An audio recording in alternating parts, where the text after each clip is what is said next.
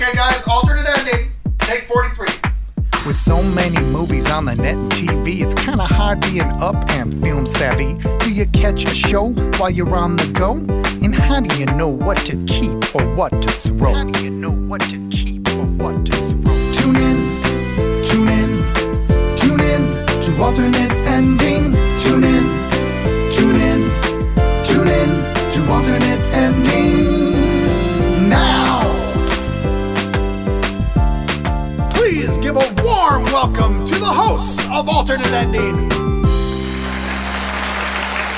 Welcome to Alternate Ending. We're discovering good movies, one bad movie at a time. I'm film school dropout Robert Jarsinski. Across from me is our casual moviegoer Carrie Jarsinski and our very own critic in residence Tim Brayton. With the First Purge cleansing its way into theaters this weekend, we want to look at our top 5 prequels. But first, Karen, instead of doing alternate ending work today, you spent a lot of time in the bathroom, I noticed. Oh, this is where you're going. This is where I'm going. I didn't pre-screen this topic. I always do alternate ending work in the bathroom. So where the best AE work gets done? Oh, yeah. No, tell everybody what you spent your valuable time doing today. I can't tell if you're being sarcastic No, or not. no, I'm serious. I was very impressed with you. We've had a leaky sink for 3 weeks, 4 weeks? 3 weeks, like a year. A year. That's a lot of time to have a leaky sink. We've simply just resigned ourselves to just keeping a bath towel underneath the sink as our way of dealing with it. But Carrie finally had enough, and she decided to just become a plumber for the day. I did. And you successfully managed to... Thanks, Rob. Yes, here's I did. It sounds to me like in some way you started this off because you were going to try and shame her. No. And instead you've indicated she did something admirable, impressive, requiring a great deal of technical knowledge, and in a very excitingly non-gendered way, I might add. All good I points. manage all the non-gendered things and applications of skill in this house. I mean, if Rob's going to admit it, right? I admit it freely. I assume that when Rob is not podcasting, he's sitting on a divan just like massaging his Evian temples water. and eating one chocolate every 15 minutes. Yeah, I slice cucumbers Precisely for him, on the dot, and he places them 2 every hour on his eye. I'm a fan of spending my time where I add the most value, and that's in plumbing. Like, I just get nothing out of there. I would get nothing out of figuring that out. And the big fear would be that I would do a poor job, and then a day later... You don't know until you try. I know. But I just know Was it's there not a gonna be leak good. after I was done? Not yet. Not yet. Not yet. Not yet. Not yet. But congratulations. Thanks you Rob. for solving Thanks for our... the accolades in a public it's very forum. nice. Did That's I ever nice. tell you guys about the time that I had to replumb an entire house from floor to ceiling? Is this called a story topper? It was just fun. Situation? It was a fun thing my dad and I did once. Wait, so you lived in the house? No, my parents bought a house to flip, and think I the remember pipes something. burst horribly all over the entire house, basically all the way to the point where the water comes in. So it's no big deal. I've plumbed a house, and in theory I could plumb any house because. Have you? But whatever. I mean, if you guys, if Carrie took 8 hours to plumb, I mean, I could have replumbed your whole house. It was like an hour in totality. But here's the real question: have you ever used an Allen wrench to take off the knobs in which turn on the hot and cold water and replaced a valve that was kind of leaky within that handle? Have I done specifically the thing you just said? Yes. No. There we are. All right. Let's move along, Rob. Well, Karen, you mentioned accolades, and we actually have some accolades to discuss in our Worth Mentioning segment. What is the Worth Mentioning segment of the movies we've seen since the last episode? Which are the ones we want to talk about most? They could be great movies. They could be terrible movies. We have reached the halfway point of the year. We're saying goodbye to June. Right. So we're not doing Worth Mentioning. No, we're doing it. I'm setting up the Worth We're Mentioning. doing sort of like an extra supersize. Extra super Worth size. mentioning. Well, I want to check So in. we're going to mention like one film per week. That's what we're going to do. All right. No, we're going to mention. I'm curious. I think we all set goals at the beginning of the What was year of your how many goal? movies that we were going to see, and I want to check in, see if we're on target. Are we on target, Care? I What don't was know. your goal? What was my goal? I don't know. Do you remember my I goal? think your goal was to see a movie and know something about it. Haven't remember- achieved it yet. No, Do you remember? there. Do you remember how many you saw last year? 118 or something. And then what I think I did this year was I did the thing where I was like, oh, I'm going to be better. I'm going to be 125. And then you guys didn't give me much of a reaction. And so I think I was like, 150. And then you guys got really excited. So I think I said 150. Okay. Is that right? And how are we doing at the midway point? I'm at 71 movies Not this bad. year. Not bad at all. I'm tracking towards it. Okay. I can pick it up if I need to. Tim, did you set a goal? My goal was to watch the entire filmed output of the French director Jacques Rivette, and I'm doing very badly just because so little of I watch movies constantly, but I very rarely watch movies solely because it's a movie that I think might be fun to watch, and that's kind of the time that I would be watching Rivette would be that time. So by the end of, I think, February, I had seen 2 Rivette films. I am still at 2 Rivette films. Okay. So I am falling wildly far behind my goal. Meanwhile, for the year to date, I have seen a paltry 249 films. Gosh, that's ridiculous. 251 if you count the fact that I saw Incredibles 2 twice, which means I also saw the short film Bow twice. Okay. No, I'm not going to count that. No. Are you going to go for the hundo or 500? You're going to go for 500 for the year? I mean, if I can't even watch 3 fucking Jacques Rivette films, I don't think I should make any promises. What was your goal for the year, though? All of Jacques Rivette, or as much Jacques Rivette as I could manage. But you didn't make an annual goal. That was the goal. Okay. So you've just completely dismissed the 52 films by women again? That was That was last year. I know it was You got last it year. done. I You know, got but it you done. just now this year. Gotta have a new goal, new year. Yeah, new goal, women man. are important this year. No, the women are cool. Dead Frenchmen are cool. Well, I failed last year in reaching my goal of 200, which is a realistic. It's a bit of a stretch goal every year. I'm currently sitting at 97, so Okay. I'm on pace, near pace. Be such a dick as to point out that more or less by accident, I have already improved upon your goal by 51. That's true. That's pretty sad. I See, don't know for you know who, what you need to though. do? Sell your kids. Yes. That's why I have so much time to watch movies, man. I know. I I'm got still to put in perplexed, about though. I feel like four a week. for how much alone time you have when I'm managing That's them, I not would what think he's he watching. would. He's not spending time watching movies. Yeah, that's right. Back to the cucumber thing. Yeah, he's eating and chocolates. the Avion. Yeah, that's Well, I true. need to put away about 4 movies a week in order to meet my goal. So Okay. how many movies did you put away this past week? Oh Kara? gosh. Oh, sure. 2. So 2 wouldn't get you there. You No, gotta it would step not. up the pace. You're You need right. 3. But You I need wasn't 3 a week. trying this week. If Okay. I was trying, I would have. The 2 that I saw this week were both of my most anticipated of the summer movies.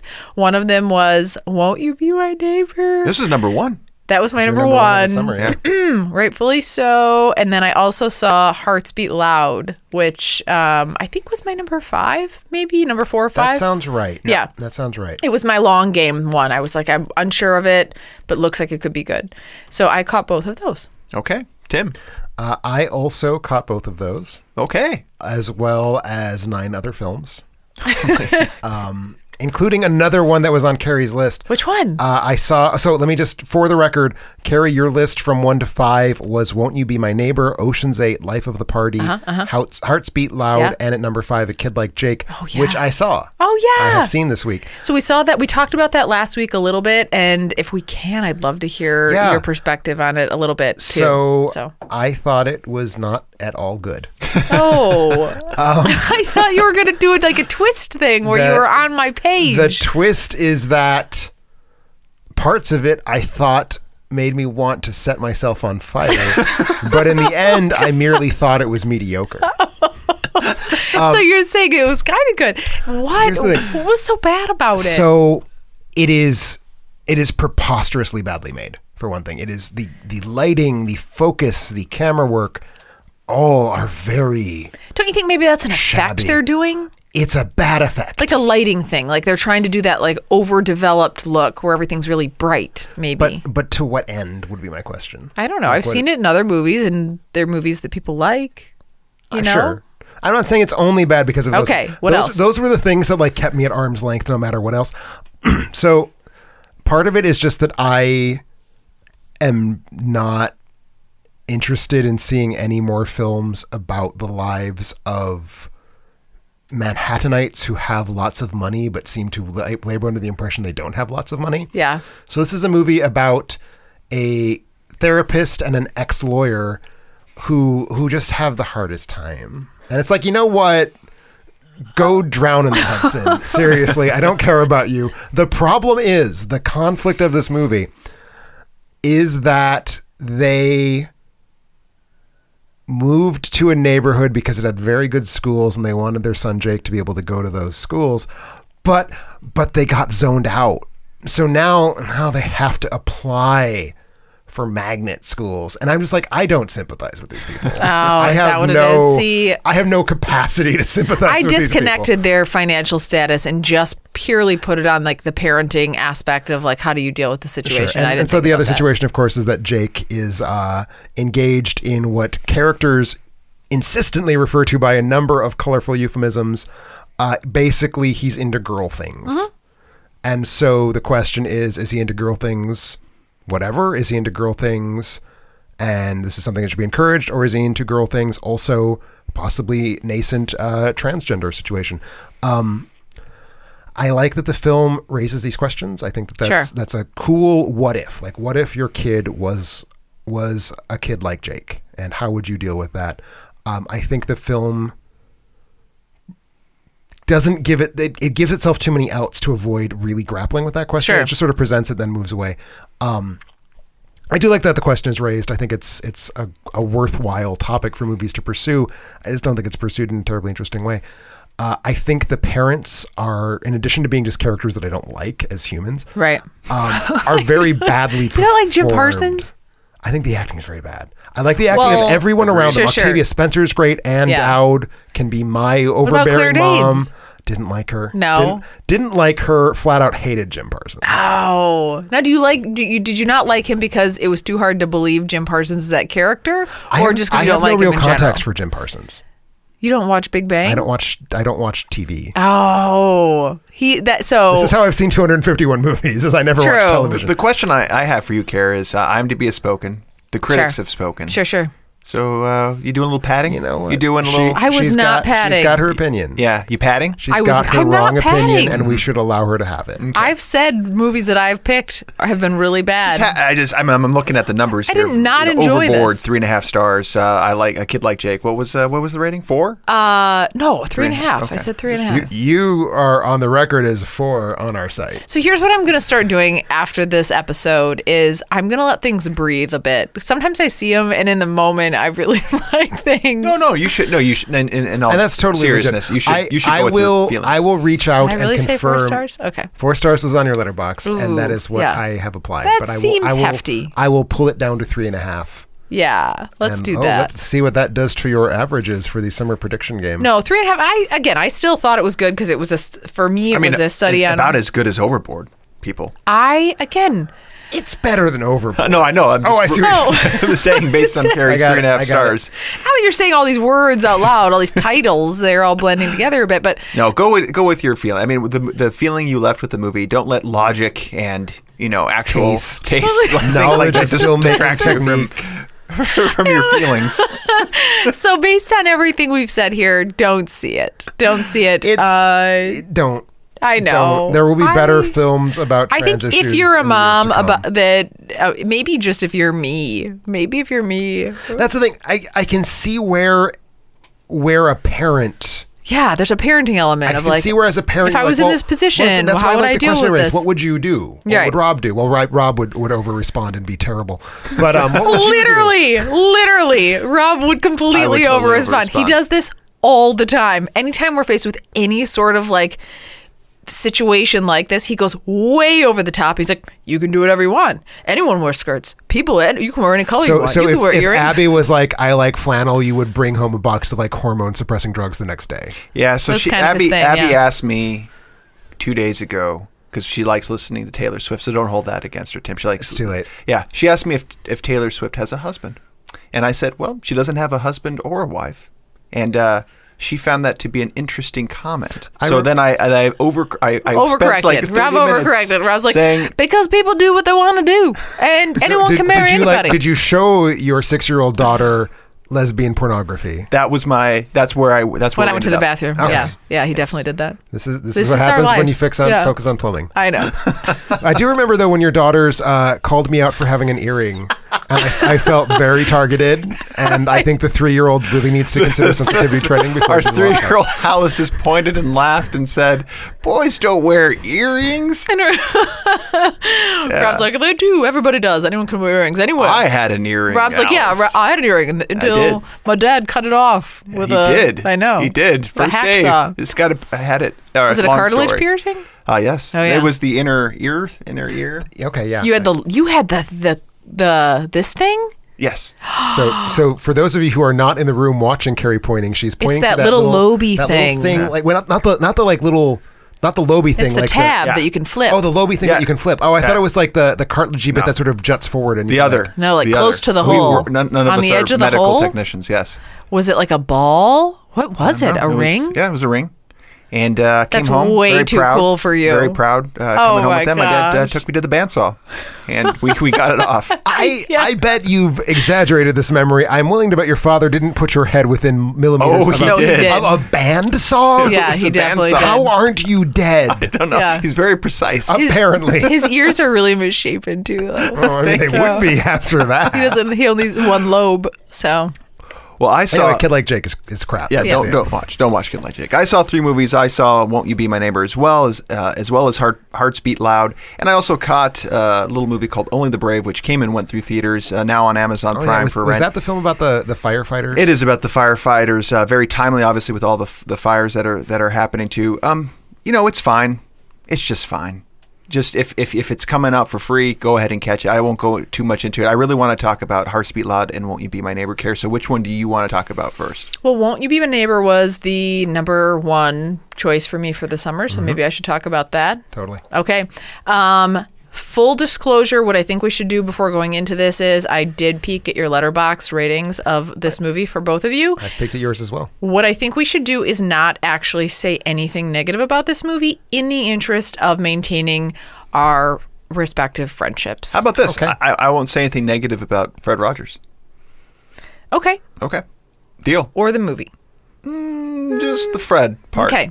So this is the documentary of Fred Rogers' life. So it's 94 minutes of goodness that explores the legacy and life of Fred, Mr. Rogers, and the joy and comfort that he brought to the lives of people, especially children, while advocating for kindness and doing good in the world forever and ever. So, in the interest of not saying anything Endeavor. about this movie, I will absolutely confirm I did not want to set myself on fire while watching this movie. See?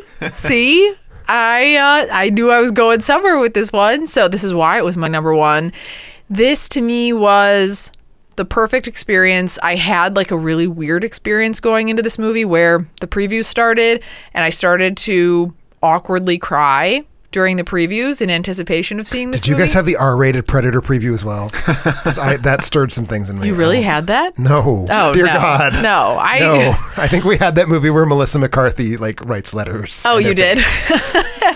So I saw this with my mom, which adds to the emotion too for me. But went in, cried through the previews, and then I think I buckled down. I was like, don't be a weirdo. Don't cry, Carrie. You can do this. And so I wasn't super emotional, minus the kid in the wheelchair and a few other things. I didn't cry during the movie as much.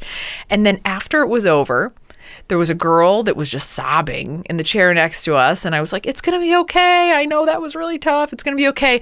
Got out to the parking lot and I was like, oh, I don't feel very well. Like my eyes started to like well up a little bit. Got to the car, got a little bit worse, got home. And then I was a super weirdo at home. And I was crying and like off on weeping for the rest of the night. Right. Was my weird experience with this movie. Yeah, for me, I think there's no doubt Fred Rogers, great guy. Absolutely great guy. Okay. All right, Tim. But Anything? Anything else? What does the documentary do to move you to feel that way, other than just show him doing Fred Rogers? Like that's the part where I came prepared. I came prepared to cry. Sure. And I think that's your problem. I'll be 100% honest too. I didn't watch Mr. Rogers growing up, and That's maybe also your problem. Maybe that's Yeah, what's missing. that's a problem. Yeah. Is that what? Oh, is that yeah. what's Because I happening? did, and Okay. I found it to be just fine. I would like to offer. Yeah. I'm not going to say anything. Yeah. Okay. About Fred Yeah. Rogers' movie. However, I'm going to quote my friend and colleague Nick Davis. Okay. Northwestern professor. You can find his site at nick-davis.com. And here's what he had to say. Fred Rogers' goodness indeed offers a welcome balm just now. That everyone already agrees perhaps suggests it's a slim hook for a film. So I don't think so, though. And here's why. And I'll tell you why. So I think one of the arguments that I also heard was that it didn't dig deep enough into sort of his struggles in his life and that everybody has problems and that it only focused on the positive, Mr. Rogers. And I've heard that. So to me, I would counter to say, I actually think while it didn't spend 45 minutes being like, oh yeah, he had this problem and that problem, I feel like it tried to explore more than just Mr. Rogers as being this perfect human being, which we all know him to be. It looked at his evolving religious beliefs, which they touch upon. Right? I'm not going to take the floor. Okay. Mr. Rogers would not want me to do that. He would not. He just wants us to listen. He would also not want me to call you a heartless jagbag for giving this 3 stars. I would never do that because Mr. Rogers would say, not kind. He would say that's not so kind. I wouldn't do that. But he struggled with his evolving religious beliefs, which they touch upon. He struggled with self-worth and self-doubt, which they touch upon as well. Here's another thing. So then this isn't a spoiler. I mean, this is a documentary. The man weighed 143 pounds every single day for 20-some years or whatever it is for his whole life. The man's... I'll bet there were individual days where he was like, oh, well, 144 is close enough. I don't think so. I don't think there round was. down. But I mean, I'll I round think down like today. a lot of these things touched upon the fact that this man is actually somebody who probably struggled with some compulsion things, some obsessive things, some perfectionism things, whatever that they're I'd trying like to to see that allude documentary. to. But again, I don't think you needed to spend that time on that. I'm not even saying I don't want to see the film where Fred Rogers has like profound emotional disorders. I want to see the film where like the phrase you used several times was touches on. It touches on his like feelings of self-doubt. It touches on his religion. I want to see a film that like dives in like, okay, Mr. Rogers, Presbyterian minister. Right. That means something. Like, let's figure out what that means. But why means. can't it just touch on it? Why can't it be that it wasn't some monumental thing, that it was just that they're like... Because then I haven't learned anything. But can you learn from knowing these pieces of his life that you can tell that were struggles and that like that he had to evolve from? Do you need to dive into his religion? Like, or can you know that like he was here, he was at point A, and then he went to point B, and now he's a better person for it? So, and do you need to understand the in-between? Something I found really interesting was, and I didn't know because I didn't watch the show, but I know enough about Mr. Rogers. Come on, everybody knows Mr. Rogers. You don't know unless you watch. But yeah, go on. The fact that he was responding to things happening in society in such a, like, they even just touch on those. Like, they don't even really, I could have seen more. How do you cover like 30 years of... Other documentarians have found a way to make it more this did compelling. it for me. I don't know. It was... Yeah. I mean, I certainly don't want to take anyone's experience of the film away. A lot of people are loving this film. I heard you cried. Crying. I cried. I totally cried. What part did you cry? The parts where Fred Rogers said beautiful things. I cried at Fred Rogers. I did not cry at the movie. If that Correct. makes sense. I completely agree with that too. I completely agree. And what I guess my thing is like, if the reason a film works is because the stock footage worked, did the film work? And I think the answer is maybe not. I think it did though for most people. I think seeing my review of it too is just essentially like, I think part of the reason why I was so sad afterwards was purely because it was over. Like, I felt for that amount of time that he was still here, and then it's over and you realize it's just his memory that we have in these videos, and that is sad. What I ask everybody to do is, when watching it, think about, or after you watch it, think about, is it the documentary that's doing that, evoking that emotion, or is it the fact that you get to spend an hour and a half with Mr. Rogers, who's just freaking amazing, amazing individual, who will create that feeling in you regardless of how it's presented.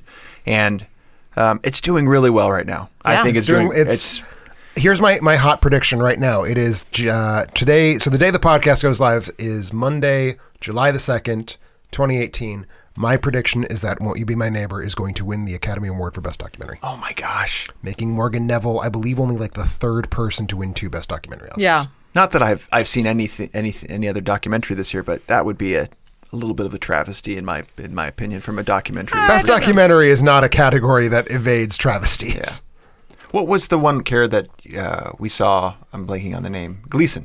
Oh, you liked this better than Gleason from a film perspective. Oh my gosh. Different. Can't compare, but this is worth seeing for sure. Have you seen the film Night and Fog, in which Alan Rene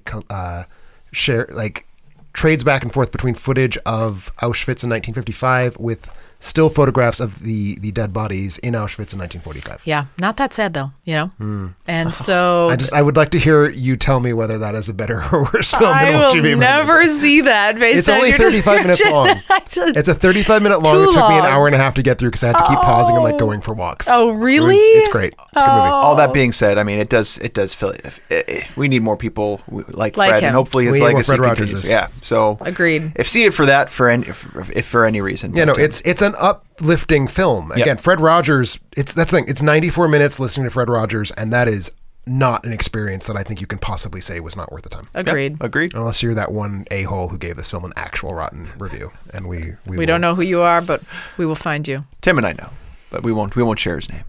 Hearts Beat Loud, the other movie on your list. You called it your long shot. Did it pay off, Care? You tell me, Rob. So, was this your favorite movie, Rob? Oh boy. Tell me. So first of all, we got Nick Offerman. Starring, which I love Nick Offerman from the Office fame, and it's a father and daughter form an unlikely songwriting duo. It is made John Carney film, and we know you love John Carney films. John Carney but film. It's a John Carney film about a dad who wants to make music with his daughters. Yes, it's John Carney came into your house and filmed you. My note here is it's a John Carney flick. So did I like it? I liked it. Did I like it a lot? No. I thought you did. I thought it was okay. Rob laughed. So Robert, here's what you can't do. Never be like in advance of a movie. Should I not have texted? Yes, I texted. you should not. You texted. I texted. I told Rob this was going to be his favorite movie. You did. And then on the drive there, I said, I know you got that text from Tim. Disregard it. Don't go in cold. And Rob giggled through this entire movie. Everything Nick Offerman provided, Rob laughed. Funny guy. Rob loves Nick Offerman. And he laughed through the whole thing. He is me in a lot of respects of how I would. He's trying to convince his daughter to be he's a former musician.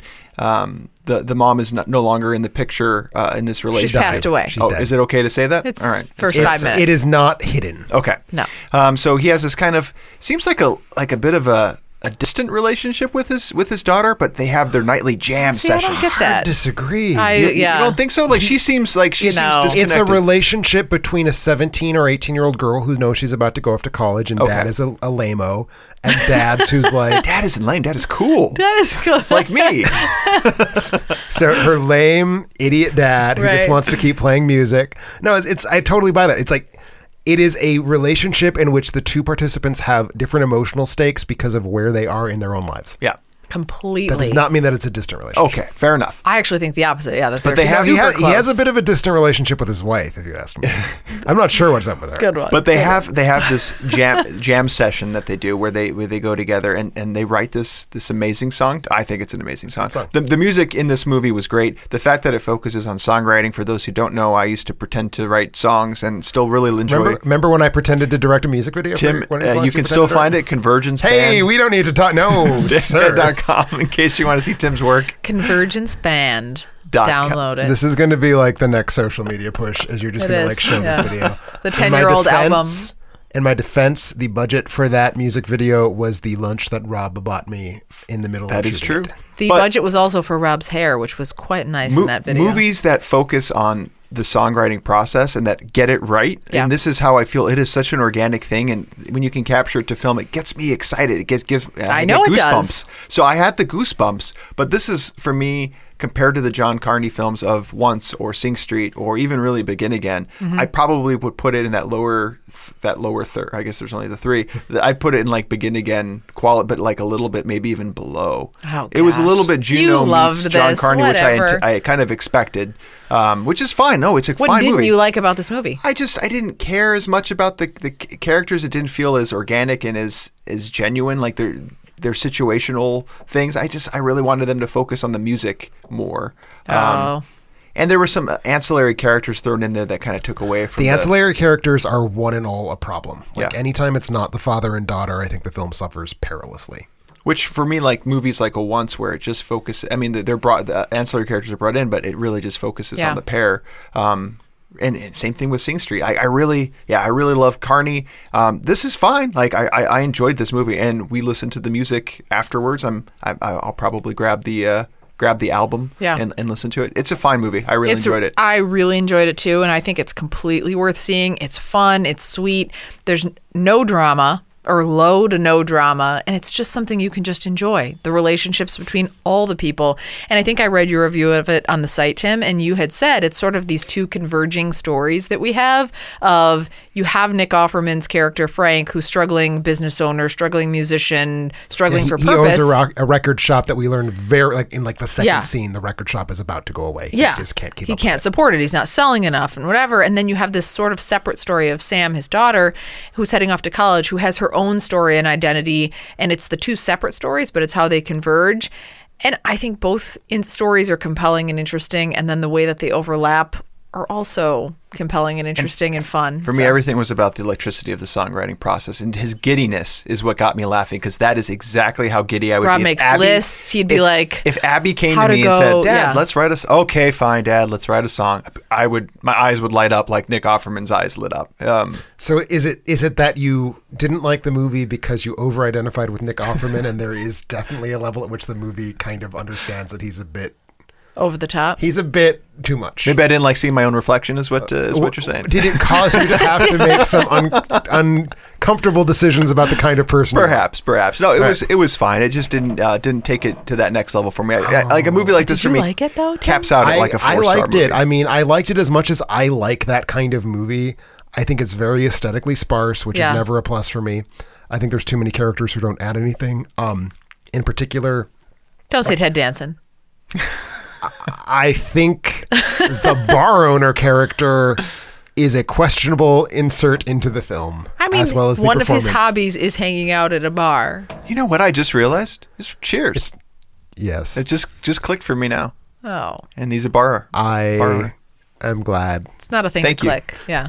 I feel like that's really interesting. That yes. That other people probably picked up on. Maybe. Okay. I won't say. Would you recommend people see this though? Yeah, but I don't think it's a theater watch. I agree. No, I agree. This is a total maybe pay the $2.99 on Amazon, but it's definitely wait for streaming. Agreed. Well, remember you can find more details about all the movies we've watched at our website alternateending.com. That's alternateending.com. Before we head to our break, you might be wondering about ways to support the show. Want to make us watch a movie? Pick your own episode topic. You can do it all from our Patreon site. You also can join our little writers workshop that we have just started this past week. Brand new feature. How do I join? You sign don't. up. But you out there in podcast land.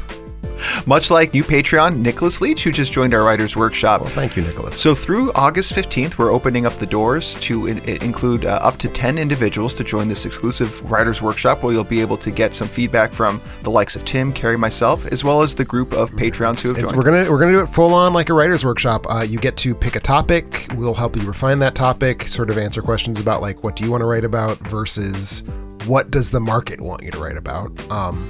And obviously that is not a question that I take particularly close to heart, but still definitely topic selection, how to approach the topic, and then once you've written a draft, we'll look it over, plus we'll send it out to all the other people in the workshop. They'll look it over, they'll give you feedback, we'll sort of monitor that process. It's basically like learn how to write movie reviews, and I think it'll be fun for us, it'll be fun for you, and then at the end of it, we're going to put this stuff on the site, and you'll get to find out what it's like to have people comment, which is the most terrifying bullshit. I really hope that guy that commented on your Sing review comes back and is like, hey, I have some feedback on this. I mean, you know what? You get trolls. You won't get trolls. You won't get trolls. I get trolls. I can delete trolls. I have a couple we don't delete trolls. I don't, but I would if it was mean. But we don't get anyone mean.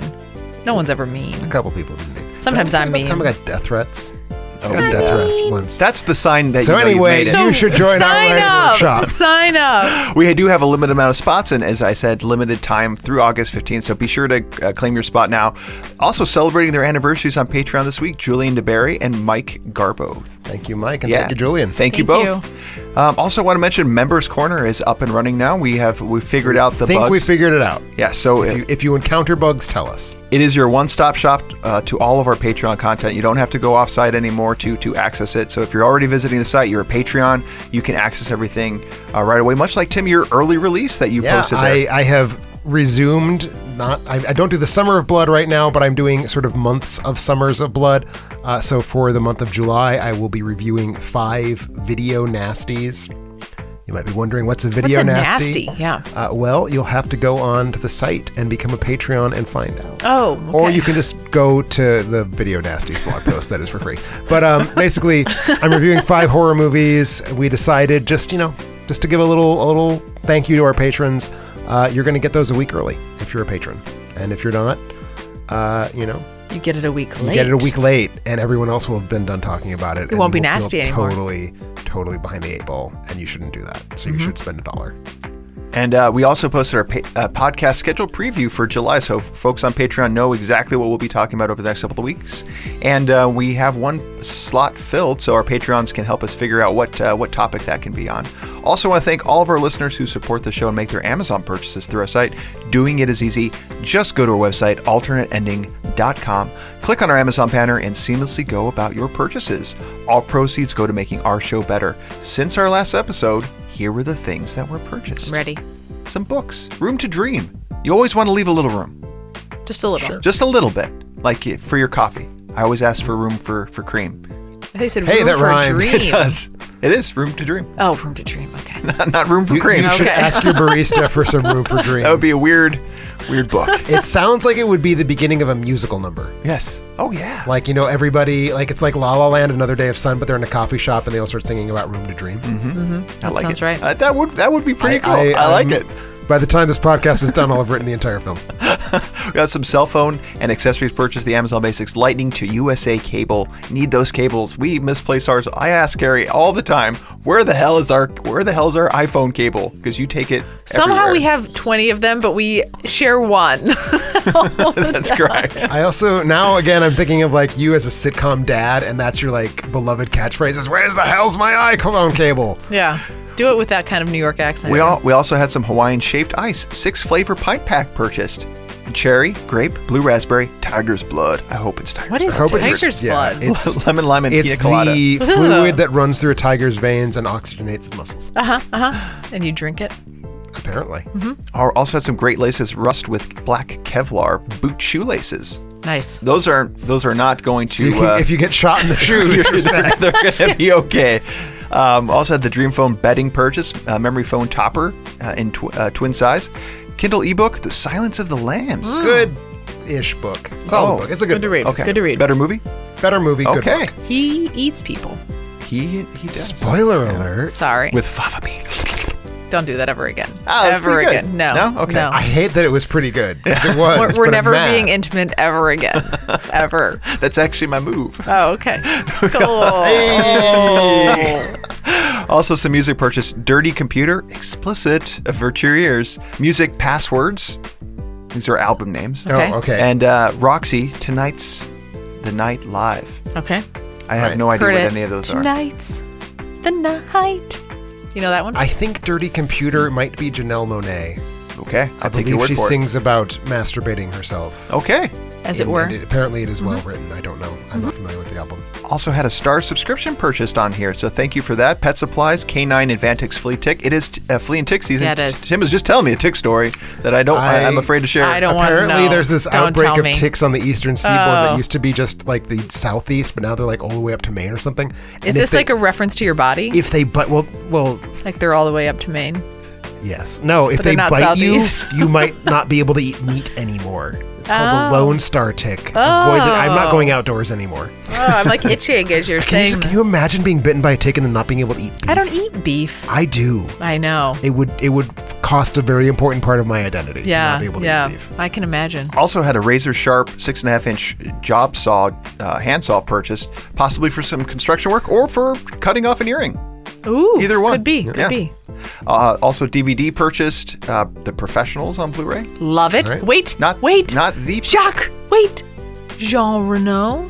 not the No. That's just That is the solitary professional. This is the Yes. professional who are more than one of them. I was pretty close though. Also, I'm a little nervous now because this is one of my dad's favorite movies, Silverado, and then I also see the Saw purchase. So I'm not getting It's a your piercing, Dad. It's your dad. Let's step away from the Saw. Have you seen Silverado? I have not seen Silverado. It's good stuff. I'm sure my dad Good has. stuff. When we get back, our top 5 prequels. And welcome back to Alternating. We're talking about our top 5 prequels. Carrie, these are movies that, from a prequel standpoint, the title implies happened before the original. But there's probably a little bit more to that, because how did you break up what a prequel was from, for example, a reboot? Oh, sure. What did you allow for? What were your parameters? So my parameters were, as you just described, the prequel must be a work that forms a backstory to the preceding work. I'm going to hold you to that. Okay. There's a backstory. I agree. Oh. No, I'm not done with my criteria. You're okay. I'm not done with my criteria. Unless you're a really good movie. And then you're on my list. All right. And that's my criteria. Okay. So I know the question you're getting at is like, where do we draw the line between reboot and prequel? Hot debate on the site. It's tough. I didn't read the comments because I didn't want to be influenced, but I can imagine. I suspect there was a lot of debate about the Planet of the Apes movies. I suspect there was a lot of debate about the Daniel Craig James Bond movies. For me, a prequel is one in which the purpose of the movie is first off, it explicitly takes place earlier than. It clearly takes place in the same continuity, and I think that has to be not necessarily like the point of the thing, but it has to be clear. Daniel Craig's James Bond is not the younger version of Sean Connery's James Bond. When Sean Connery got his 007 assignment in whatever 1960, he didn't also have a smartphone. It's not the same character. I mean, we could go into other examples of that, but that for me was like, I tried to create a bright red line. I erred on the side of assuming that a reboot was a reboot and not a prequel.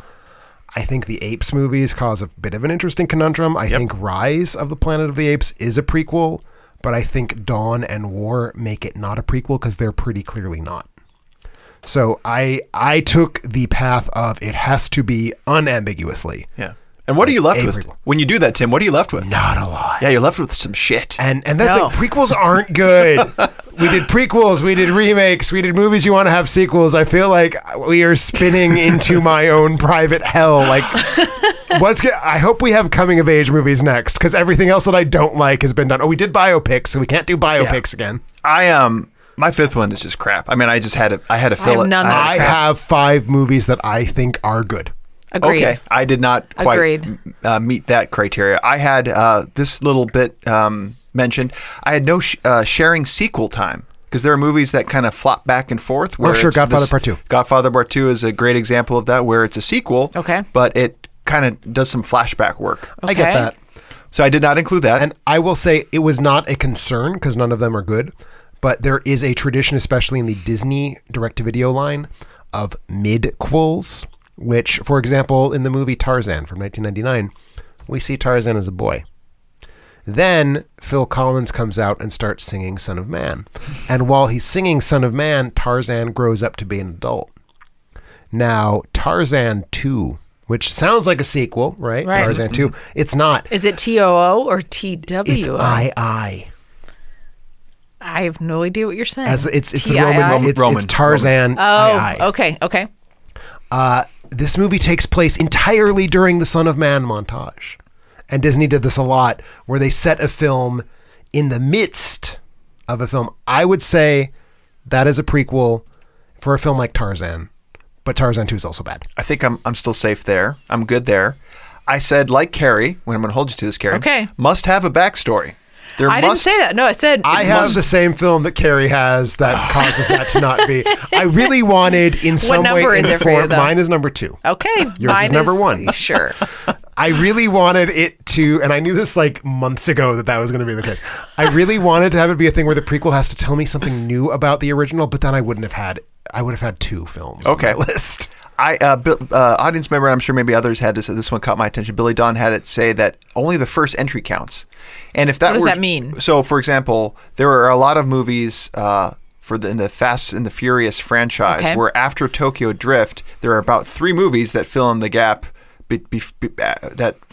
before Tokyo Drift. Oh, okay. But only the first movie. Got it. Okay. In that next installment. So they would have to be prequels to the Fast and the Furious, or they would have to be a prequel to Tokyo Drift. only the first one would count. And if only the first one counts, that's a piece of shit movie, which is the crap. Fast and Furious. Fast and Furious, which was crap. Because Fast 5 is good. Fast 5 is good, so I would have counted that, but because of the first entry rule, I can't count. I feel like it might be more accurate to call Tokyo Drift a flash forward than they call the other ones flashbacks. Do you see why this is confusing, Kara? Yeah, because I haven't seen what movies you're talking about. And but then yeah. Don't. Okay. Start with Fast 5. You'll pick up what you need. I'll you don't never need to see the start preview. there, Fast but 5 okay. is very good. Is it? Okay. It's very good. And reboot versus prequel, the ultimate question. What is a reboot versus Reboot what is a prequel? is a movie that's the same movie again and you're redoing it. Fine. If you fuck with the timeline, though, if you fuck with time travel, you're out. Like, it's a reboot to me. That's Okay. kind of how I felt. To me, the 2009 Star Trek is a sequel that takes place earlier in time because Star Trek can do that. Okay. To me, Batman Begins is a different incarnation of Batman that has nothing to do with the Tim Burton films. That's where I would set those we're rules. there, Tim. We're close. Okay. We're very close. So I'm curious how this thing all unfolds, minus with the obvious choice that apparently you two have. We'll see.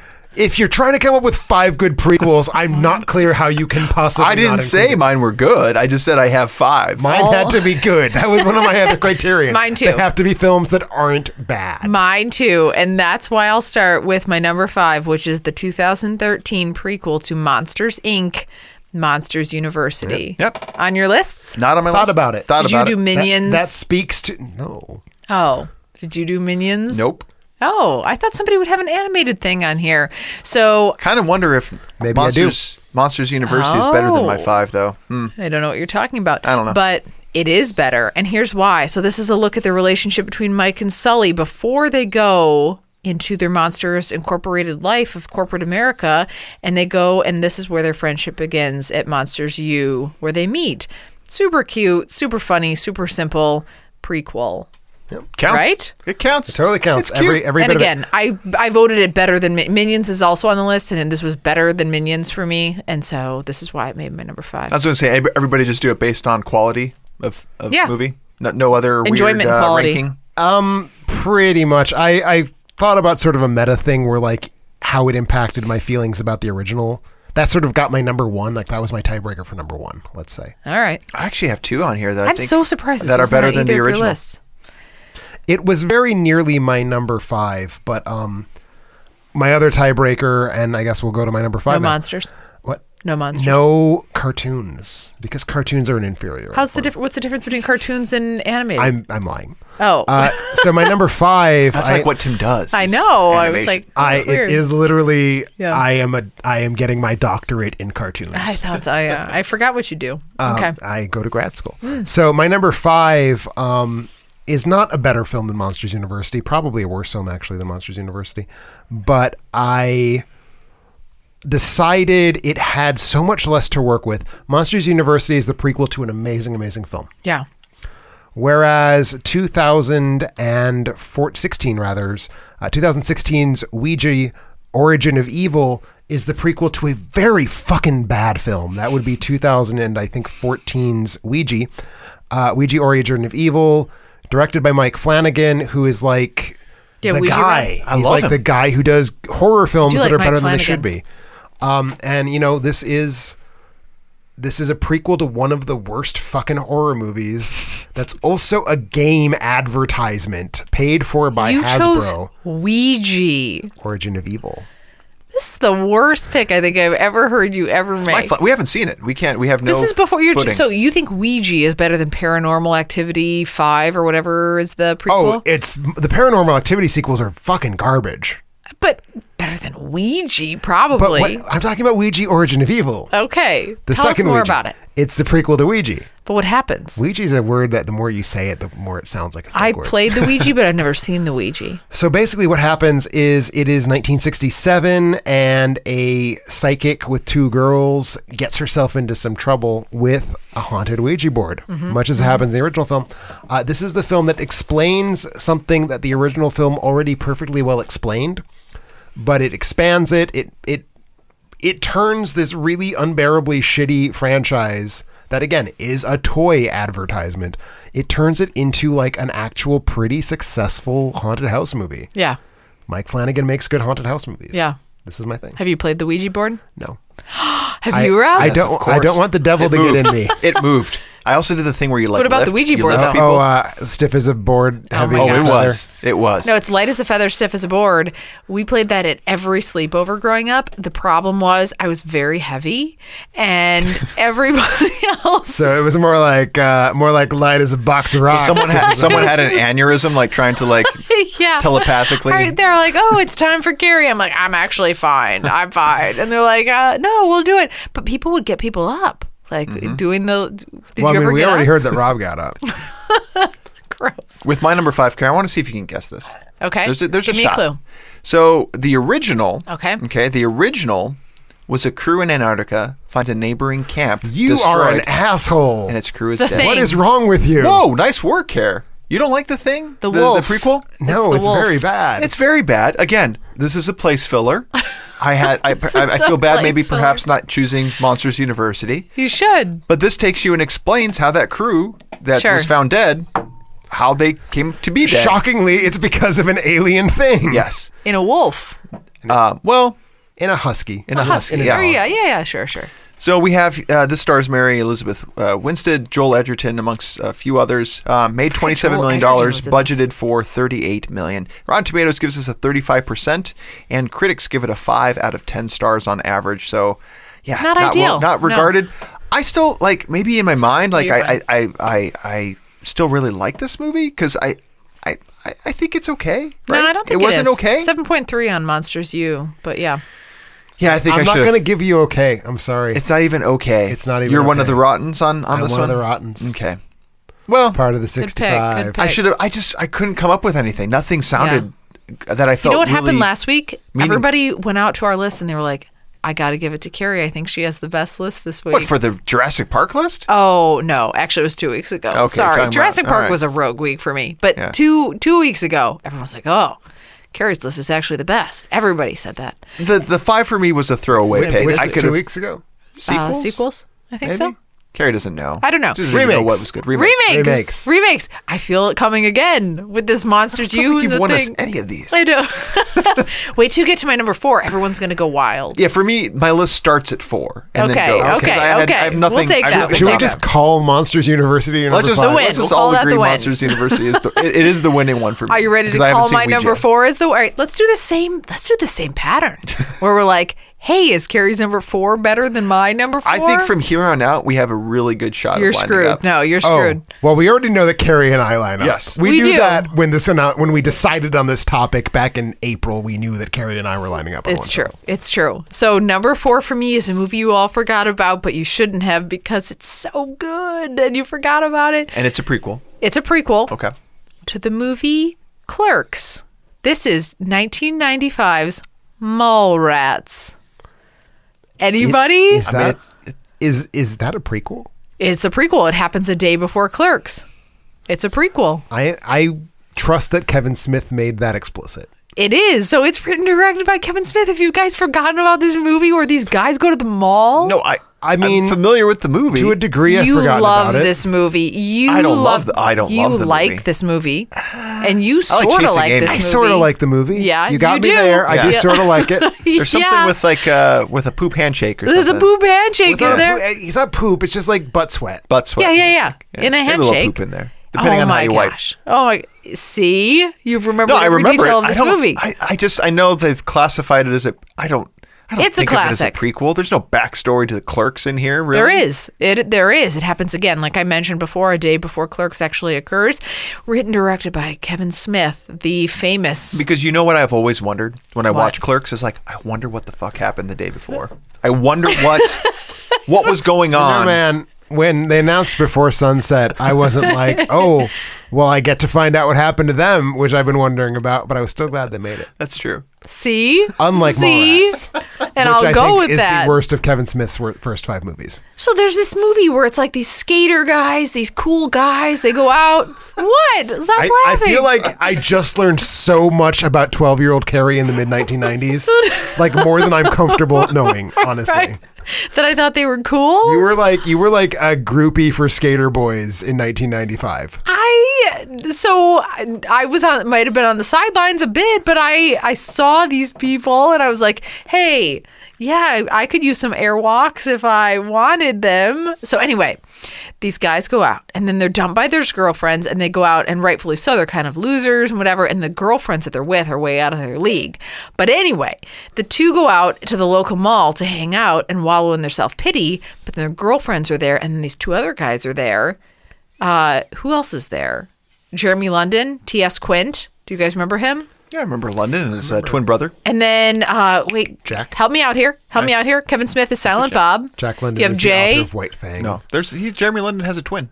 I believe you. Yeah, does. Sorry, Carrie. I You've don't lost know me, about but they this movie. decide to win them back by wreaking havoc on the mall, and it's super effective. I will say, one of the best mall movies.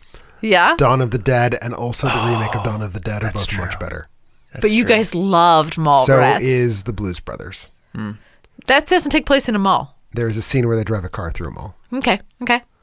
No, this is my number 4. All right. And Best it's a mall it's a movies. prequel. We got to do it.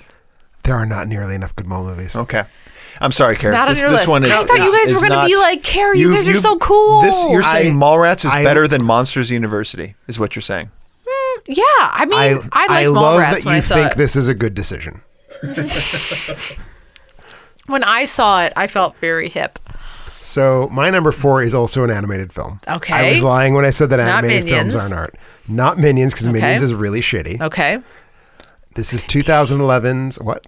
I said, what could it be? What could it be? Any guesses? No. Puss in Puss and Booties? Boots. Puss in A Boots. little Shrek prequel. 2011 prequel to the Shrek films, in which we learn a little bit about the history of Puss in Boots, the swashbuckling cat played by Antonio Banderas. I'm sorry, Antonio Banderas. Does that Thank make you feel better? for your Wisconsin accent. Thank I you. really appreciate that. Yes. All right. Anyway, so Puss in Boots is Is it good? It's very charming. I haven't seen it. Good is in the eye of the beholder. I like it. I like it better than all 4 of the Shreks. Okay. So that was kind of what pushed it up. It was like, okay, they finally did something very much in the Shrek universe, the same kind of jokes, the same kind of like fractured fairy tale-esque, but with a more like pop cultural bent. They're doing all of that. It Who looks was the puss in Shrek? Antonio Banderas. also, But I don't remember also Puss Andy in Banderas. I don't remember him in there. Wait, what? I don't remember him in. He's in it. What does he He's in do? 2, 3, and 4. Yeah.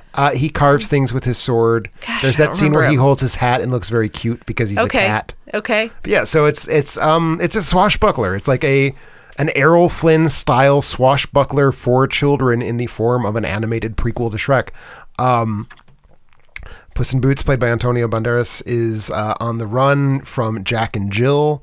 Along the way, he meets I forgot her name. Look, I've got the Wikipedia page in front of me and I can't find the character name. Salma Hayek, Kitty Softpaws, who is like I the know you sexy love those girl character cat. names too. Like those. Kitty Softpaws is a good name. Yeah. She's the sexy girl cat who like betrays him, but also betrays him in like a sexy way. It's that kind of movie. Anyway, Better it's just, than Mallrats. yes. Okay. Yes. I feel I have you all. You know what else is better No, than you're Mallrats? going down, Rob. I You're have going y'all down. beat. No. I like Puss in Boots. I think it's very good. Okay. I think it's a nice, and it's. Has anyone seen this but you? It I actually haven't seen made it had, yes, it did very well at the box office. I will say that this is the single movie, because Dragon had already come out. This is a movie in part of the moment when I realized that actually DreamWorks can do good things and I Okay. should stop being such a D-bag about them. This movie was part of that. It's fun. Okay. It's a good movie. It's the only Shrek movie I own on Blu-ray. Have you seen this, Rob? I have not seen it, and I feel okay about that. Would our kids love Puss in Boots? Do your kids love the Shreks? I mean, they probably Have not. would. Have not. A lot of fart jokes. It's a so they little would grown love up. I mean, how many times did I use the word sexy? It's 4. for older. I think it might have actually been 4. Yeah. It's for older children. Okay. it. You know what I'm noticing, Tim? A lot of these my prequel movies. All of mine take place in the year 2000. Is it like All of them? all of them? Or no, in the year that in the seems 2000s. unlikely. Oh, okay. In the 2000s. Oh, okay. Is prequel like a more recent phenomenon? To your knowledge, like I can't think of a movie before the 2000s. I don't have concrete knowledge of the prequel, but I feel like it's a fairly new phenomenon. Yeah. So mine is a good one. Okay, give it to me. This give is it to one me. where I'm excited You're to talk taking about one. it because I grew up a comic book fan. And this is one where Okay. perhaps later it deals with some time travel nonsense, but this one was pretty pure. This one told you how Magneto and how Professor X kind of came at odds with one another. jeepers. I'm talking about X-Men First Class in 2011, 2 hours and 11 minutes, directed by Matthew Vaughn. Introduced us to James McAvoy as Professor X, Jennifer Lawrence as the Blue Lady. Blue Lady. Raven. Thank you. I should know because I'm a comic book person. Also known as Mystique. Mystique, thank you. Michael Fassbender, Kevin Bacon. Kevin Bacon. Enjoyed him. Who does Kevin Bacon play? He played the villain in this particular okay. film, along with January Jones, which is unfortunate. Yeah, that was pretty unfortunate. Yes. Other than January Jones, really enjoyed this movie. So yeah, it takes place in 1962. The government enlists the help of mutants with superhuman abilities. Rose Byrne's character, CIA agent, enlists a bunch of mutants to like help this stop movie. World War III from occurring. Loved it. Is this where? So tell me where my placeholder for all of these is. Where is Magneto? Or wait, where is James McAvoy at this point? Professor X? Professor X, is he He can walk. age-wise? Oh, he can. Okay, Walk. okay, Yeah, he's walking around. He has a full head of hair. okay. Him and Mystique kind of have like a... They have a thing. Do we like each other? Do we not like? Are we friends? is Are we more it- than friends? Okay. It's nice, good tension. And Blue Lady is Jennifer Lawrence. Jennifer Lawrence. Okay, Yeah. I gotta place J-Law. Okay. Listener Billy I did Don like this one too. Actually. also had this on their list as well. Dude, I think it's a fine movie. How do you feel about it? I need to What's see it wrong again. with I it? haven't It's seen it good. since it was in theaters. I will be rewatching the entire X-Men corpus in the near future. I didn't love it. I think Matthew Vaughn. I know it's unfashionable and for very legitimate reasons to say I think Bryan Singer should have made them all because he's bad. But also he did make I think a better film. I think Matthew Vaughn's approach is a little bit too guns blazing for my taste. Okay. I think the performances are good. I don't think they're as good as in the original run of X-Men films. I don't think it's like fucking wretched, but I don't. But when you're talking in the I thought it was good. prequel space where I'll grant you that. this is a fine prequel. I thought it was good. I still I feel like so enjoyed it. far I have the best list. No, you don't. Definitely not. Puss Do you and remember when I Boots, had Puss and Boots. Puss and Boots? I was the only one who's seen Puss and Monsters Boots. That's true. U. I haven't seen either one of your first Monsters two. U and a poor call on Mallrats. I feel real good right now. Other right, number people three. are Where do you like gonna- freaking out that are listening. Like, oh my god. They're like, Mallrats! So I'm going to bring another one. This is where things get crazy, like really good crazy, is you guys forgot about this one because you guys are really highbrow and like, oh, it can't be like a wide release. This is the sequel. I just put Puss in Boots on my list. But this isn't going to be on your list, and it should be because actually it was really good. And this is The Hobbit. That is not on my list. And should it be? No, No. and here's the reason. Why not? I'll tell you Because why. it's really bad. No, it's Well, not. That also. No, it's not. Am I correct? It takes 4 hours for them to leave his house. The- I don't care. The whole reason I didn't include it, and if I'm wrong about this, I will acknowledge that. Okay. The Hobbit was written first. That is accurate. Okay, so then it's not a prequel. The movie, however, is really desperately, obviously trying to function as a prequel to Lord of the Rings in a way the book is not. So it's To a it, prequel. to its extreme Yep, detriment. I'm still saying it's not a prequel. It's in a my prequel. book. The book. So the movie. I buy it as a prequel. Thanks. Yeah. And And you I wouldn't- actually and don't care what you have to largely say, because Rob, all of the changes made to the source material that make it a terrible movie are a prequel. are making it. So making so it then Yeah. I counter back to you, Tim. Exactly. Puss in Boots better than The Hobbit? fuck yes. Oh my god. No, it's not. Okay. No, it's well, not. Now I'm intrigued. And I'll tell you why. So this one's directed by Peter Jackson, written by, J.R. Tolkien, hasn't done much. Yeah. It wasn't yeah. written by Tolkien. They didn't resurrect his dead body. So he did some things, and then this has everybody in the world in it. So Martin Freeman's in this, Bilbo Baggins, Ian McKellen, Gandalf is in The Hobbit, a young Gandalf, Peter Hambleton. This is the backstory of Bilbo Baggins. It's the story of The Hobbit. No, if it was fair game for me in the prequel space, I would have it on my list. It would certainly be better than The Thing. Everybody agrees this is this. He goes out, he teams up with Gandalf the Grey, goes out to get his friends. This is where they discover the ring. Obviously a prequel to Lord No, of it the has a Rings. backstory. It's all there for me. It's just because the source material was written before Lord So of the Rings. Tim, because you agree that this is still a prequel because obviously they haven't discovered the ring yet, why is this not on your list? Because I think it is bad But in what way? in the ways related to filmmaking and storytelling. It's not. It's too long. It's very bloated. Like it's a snotty the primal sin of the Hobbit movies is that they added a whole lot of totally unnecessary material to this very, very fleet children's book. I also think the CGI is like overbearingly artificial. I think when you compare this to something like, again, Puss and Who? You know what? I'm the only person who has seen all of the films thus far named. That's true. So that's my number 3, and everybody agrees. So what's your number 3? My number 3, we're starting to actually get to cinema now. We're getting to films that aren't like kind of bad. My number 3 is 1991's Twin Peaks Fire Walk With Me. People had this. Tell me about this. Yeah, on the website. This is the prequel to the television series Twin Peaks, a very, very wonderful television series from 1990. And the story of Twin Peaks, the show, is that this young girl, this teenage girl, Laura Palmer, has been found dead in the Washington town of Twin Peaks. Mm-hmm. And her murder is investigated by a weird but pleasurable and charming FBI agent named Dale Cooper. Fire Walk With Me is the story of how Dale Cooper first got involved in the investigation that would give him sort of the background to understand what was going on in Twin Peaks. And that's about the first 40 minutes of the movie. Then it switches gears to become the story of the final 7 days in Laura Palmer's life. And I will say that I think this movie is not necessarily as good as Twin Peaks, the show, but it does do a lot to recontextualize the show, which the show is very much about like oddball, offbeat, wacky characters doing strange things in this sort of vaguely metaphysical town. The movie is about, but a 17-year-old girl got killed. And it keeps reminding you that this thing that you're watching because it's fun and quirky and weird is based in this really ugly human tragedy.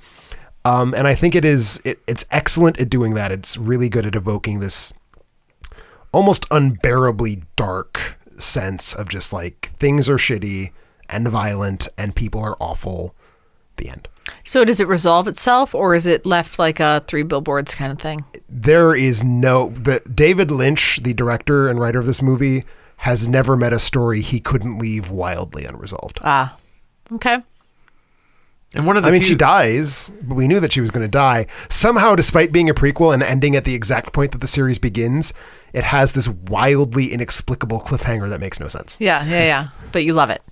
I don't love it. You like it. It's a prequel. You sort of I don't love any prequels. I like it-ish. I think it's a solid prequel. It does a lot to sort of add to my appreciation of the Twin Peaks universe writ large. I'm sorry, you probably already said this, but I might have zoned out. So the TV series comes before or after this movie? The TV series aired in 1990 and 1991. The film came out in 1991 after the series was done airing. Oh, okay. Interesting. My next 3 could all be just replaced for one another. You might ask me tomorrow, I might have the top 3 switched around because they're all 4-star movies for me. But I just went ahead with how I feel about them today. All right. And I'm going with one that explains a little bit about the origin of mankind, how mankind got started. And we believe it's thanks to the fact that we're not alone in the universe because of aliens. Okay. Yeah, aliens have guided no idea mankind. What you're talking about. He's gone with Alien Covenant. I have not. That's what you want me to do. Oh, you went with the naked man butt thing. I love the naked man butt thing. The naked man butt thing. You know, tell us about Prometheus. I love looking at Naked Butt Man and all of Prometheus. I don't care that the plot doesn't make sense and that people do the dumbest things in every Rob loved this. part. I love this movie. The philosophical questions that it raises for me, the visuals that it brings to the table. One of the best prequels. Here's why it's not on my list. I agree with all of that. I think it's better than as a piece of cinema, I think it's better than my 3, 4, and 5. Okay. It is a better movie than it is a prequel to Alien. And being a prequel to Alien is the source of most of its biggest problems, I would say. Yeah, that's true. I agree. It does try to explain how the aliens came to be. Like, that's the backstory. It does that. It wants to do. I regret that it does that. Right. Because is it necessary? That's the big I'm not even going to pick on you. I just don't even remember I will this say movie. about Prometheus, maybe the best live action 3D. Okay. Great production design, great Thank visual you. effects. It's a really solid thriller. Rob will take what he can get right now. I like this movie. This is, to me, a solid movie. Okay. I have no... This, again, And all agree quality-wise, this it's a would have prequel. totally shown up on And the everybody list. agrees it's a prequel. Yes. Sure. Okay. Yeah. Well, then it has to be on the list. Dan Presswich, Stevie, and Halvo... I always butcher his name. Bother. Thank you. Also had them on their lists as well. Made a ton of money. Care? You know what's Can you slightly say the better same than about that, though? your number Talking 2? about the origin of man, I will also cover that, but sooner, more recent, and better, which is the 2011's Here we go. Rise of the Planet of the Apes. On all of our lists. Has to be. I didn't count it. You said you didn't count Rise? I thought you said Rise was a prequel. I said Dawn and War retroactively made it not a prequel. But why doesn't Rise make it? Because it was retroactively made not a prequel. But why? So it was Because until it's- those other movies came out? Yes. God damn it, Tim. I said my red line aired on the There's side of absolutely this no movie. part of me that's Fist bump, understanding. Karen. Fist bump? Fist You bump. have it on there? Oh, my number 2. Yes. Yeah, we line up. So I have no idea actually what you're talking about, but if I did, what I would tell you is this movie's much better than anything you've ever talked about in the rest of your So, list. Tim, you're calling it a reboot? Yeah. It's Okay. how is it a reboot? But none of the 'Cause movies this have... is pre when they're the- on the beach and they're The old trilogy, in the 70s or whatever. I think writ large, the trilogy is not compatible with the original run of 5 movies. But tell us, it's a great movie. Tell us about Rise of the Planet of the Apes, please. I'm going to count on Rob to dispute whatever you just said because I'm not actually following you. But what I will tell you is there's this movie about these apes, and James Franco's in them in 2011, and then Andy Serkis is in this too. Frida Pinto, John Lithgow. Yeah, we could forget Frida, but that's fine. Sure, Yeah. John Lithgow you can't forget. Although He's he the can dad. forget you. It's very sad. I know I'm laughing It's so very hard. That's sad. pretty It's very sad. sad. It's an Alzheimer's Because it was a joke. good quip. It was a good Very- quip. It was a good It's Alzheimer's very joke. sad. It's kind of like a thing that Fred Rogers would frown upon. You But know anyway. what? Fred Rogers is dead. Yeah. So what does he got to say about anything? Delete that because that's very sad what Tim just said right there. So anyway, an origin story of how the Planet of the Apes came to be, telling the tale of this, how the substance that was designed to repair the brain of humans was being tested in apes, and it ended up making them super smart and intelligent and taking over the world. And this is the Rise of the Planet of the Apes. And so this is and I haven't actually. Oh wait, did we? We didn't see the old ones. No, just Tim has. Tim's the only one in this. Tim's the only one in the room. Oh, Recent. you all need to see the I know, first one. It's I so know. good. But check in with us, Tim. So, does the third movie, War for the Planet of the Apes, are we crossing any lines at some point where now we're into current timeline? Yes. Oh, there is. Yes. Okay. What about The 5 films in the Planet of the Apes series from 1968 to 1973, I think, maybe it's 74, describe a time loop a la Terminator. Okay. So events happen because they happen. There is no origination. There is no end. They just happen in an unending cycle. And you feel like these sets of movies will not... I think that Rise implies the possibility of having been the origination to the cycle and then it turns into a cycle. I think that it's really hard to continue viewing it that way in light of Dawn and War. Well, had I known that, I may have excluded it based on that, but I did not know that. Still, so I feel still good. a good movie. Again, It's a great quality-wise, easily better than a lot of what's on my list. Yeah. I would agree. Okay. I will concede that Rise is a better film than Puss in Boots. Yeah, good. Puss in Boots, however, is a good film that I'm going to make you both watch. We'll find out. We get to number I one. will subscribe to our Patreon so I can make you watch. You should. You should. WBTN, Salim Garami, and CRD also had Rise of the Planet of the Apes. And now we get to our number one. Well, technically, we haven't done my number 2 yet. We haven't done your number 2. That's right. Which I think Which we my will number line 2 up. is Carrie's number 1. So it doesn't matter. Well, That's then fine. I wonder what your number 1 is. Because my number 1 should be on your list. But okay, go for it. Temple I of know. Doom. Obviously. Temple of Doom. Obviously. Tell me about Temple of Doom, Carrie. No, you tell me about it. Indiana Jones and the Temple of Doom, 1984. So it takes place chronologically before Raiders of the Lost Ark. A year before. A year before. The only reason that it is not my number 1 is I don't think it actually does anything with that. Like, it shows us a sort of more surly Indiana Jones and an Indiana Jones who is not romantically involved with Marion Ravenswood. So that's maybe why it takes Right. place beforehand. But they're You wouldn't know. two standalone narratives. I mean, I watched these movies monthly Sure. growing up, and I don't think it was until I was in college that I realized this was a quote-unquote prequel. Well, I've told you that I grew up. This was the first exposure for me to Indiana Jones. I had no idea because his namesake is not in Raiders. Yeah. So I had no idea that Raiders had anything to do with this. I caught up with Raiders would much never know later in this. life. That's the thing. It's a movie that I think is really solid. I think it's got some great action set pieces, some great performances. It's sort of arbitrary. Yeah, almost that it's a prequel. It is. Other than It completely chronology, is. like it actually dismisses some of the things. The argument I've seen is that because Indiana Jones, as a result of what happens to him in Temple of Doom, he now knows that the spiritual realm exists, and this makes him a little bit faster on the uptake than he might have been when confronted with the same realm in Raiders. But what was the purpose? I mean, other than that? I don't No. know that there- I really honestly think the biggest Yeah. reason is to get Marion out of the picture. Okay. Because I agree. It's the end, convenient. the end of Raiders is like, okay, now they're together and they're Yeah. happy. And then we can't, I mean, we did because we get Last Crusade. And that's why I think Last Crusade is the worst Indiana Jones movie. What? No, I just said that to Just to offend me. Yeah, I feel But very no, sad. I do think that's probably the biggest single storytelling reason for it. Yeah, it'd be on my list if it would be number one on my list. But if it you was tell a us prequel. a little bit. This is Yeah. your number No, one. I mean, there's nothing else to tell about it. It's. I think it's my third favorite. I don't know if I had to say of the three, but yeah, it's one of those I would not have actually. It's number one on my list just purely because out of love, but not because it ever felt like it was a prequel to anything. Right. If I'm being honest, It's just an Indiana Jones adventure, and they're good things. And we they're like good having things. them. It would be number one on my list. Absolutely. the opening sequence so good. Totally. Dinner The raft sequence. scene, no, the dinner sequence is bad. No, that's what I'm saying. So you want to know the funny thing is, and I commented this on the site, is like my dad, when I would watch this, I think he knew I was too young to be watching all of these movies because I was like 7 probably when I started watching these. So my dad would be like, close your eyes, Gary, close your eyes.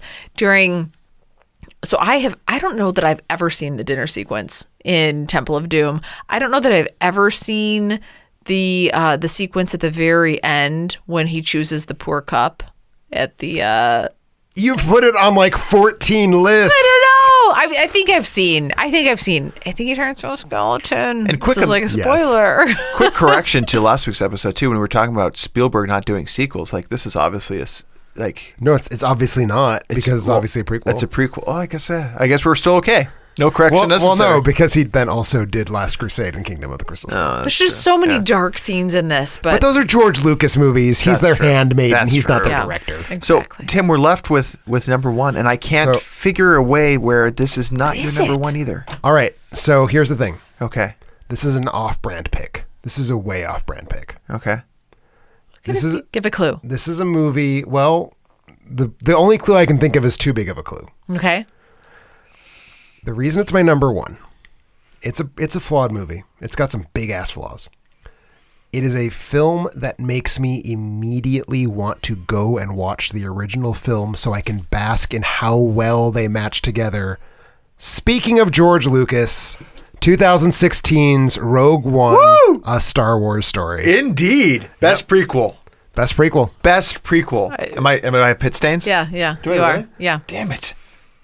Rogue I'm so excited about it. That's why I'm Not it's even a very high confusing. five.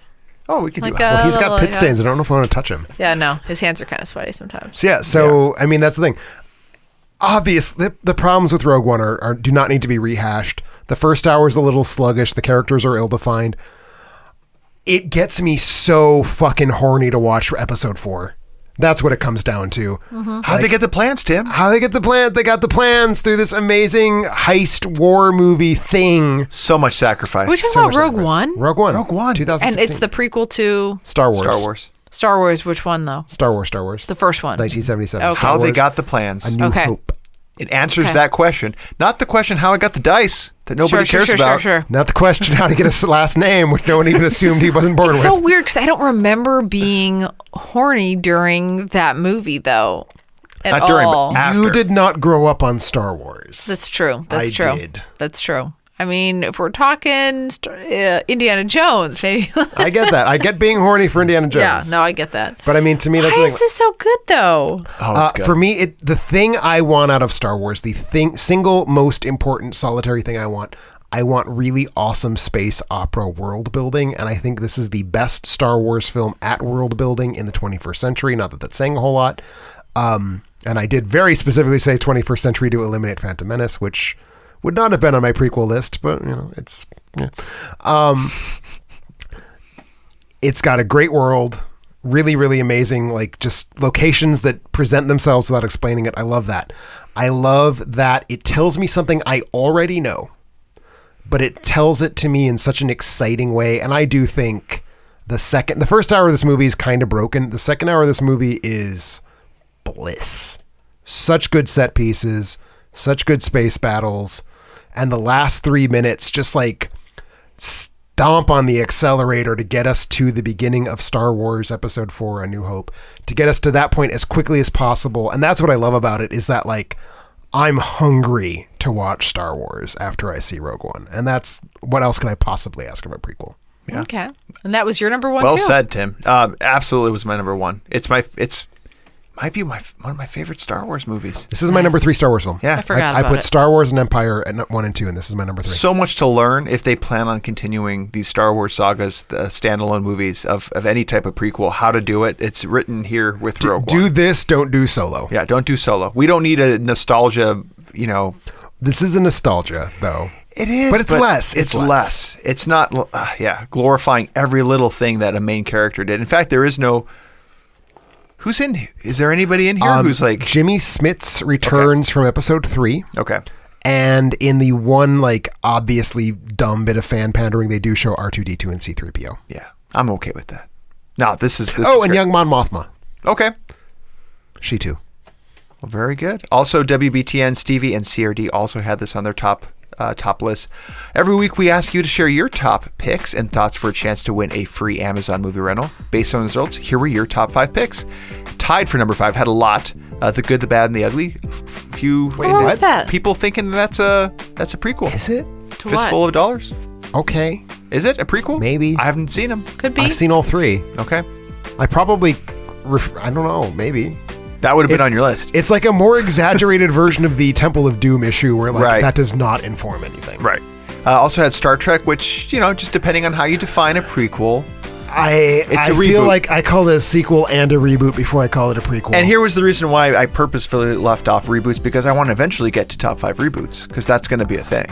I don't have top 5 reboots. We had Godfather 2. I know there are some This is tough. prequel bits in there, tied at number 5. Muppet Babies, tied at number 5. No It's Puss and thinking out of the Boots. box. I mean- I like it. It is a TV show.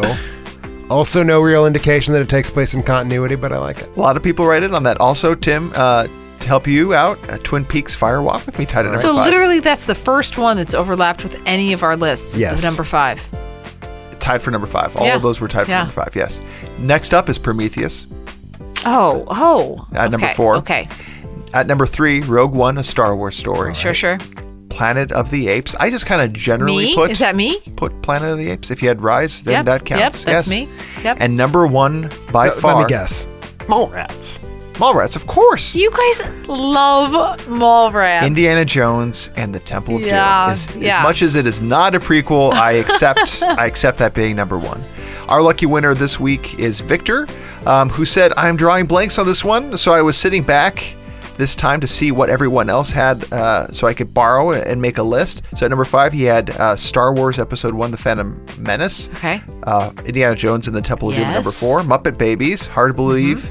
This bowed concurrently with Indiana Jones and Temple of Doom, some of Frank Welker's best work, and catchy theme song too.